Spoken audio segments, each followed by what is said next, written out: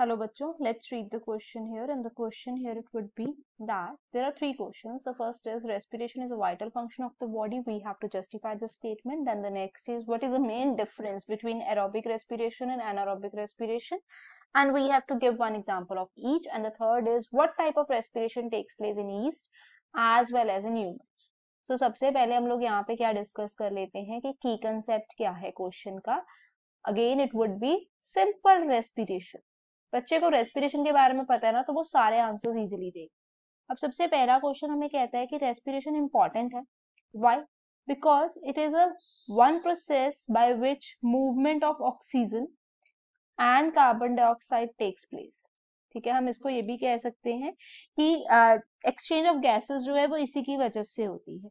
And while this movement, ठीक है, vital इसीलिए है क्योंकि ये हमारी बॉडी को क्या प्रोवाइड करता है? एनर्जी. क्योंकि जब एक्सचेंज ऑफ गैसेस होते हैं ना, तो ऑक्सीजन जो है वो फूड के ऊपर एक्ट करके हमें एनर्जी प्रोवाइड करता है, मतलब ऑक्सीडाइज करता है ना फूड को. So that is the reason कि ये प्रोसेस इतना इम्पोर्टेंट है, क्योंकि ये जो हम बात करते हैं ना ऑक्सीजन की, ये ऑक्सीजन ही हमारे फूड को ऑक्सीडाइज करता है and then it will provide us energy. Now moving to the next question, that is what is the main difference between aerobic respiration and anaerobic respiration. ठीक है, तो यहाँ पर अगर मैं लिखूं एरोबिक, एरोबिक का मतलब है कि ऑक्सीजन प्रेजेंट है. ठीक है, और इसमें जो है 38 एटीपी एनर्जी मॉलिक्यूल्स प्रोड्यूस हो, that is a meaning. More energy produce होती है. अगर मैं आपको एरोबिक रेस्पिरेशन की एग्जांपल्स दूं, we can write it humans. Humans जो है एरोबिक रेस्पिरेशन करते हैं.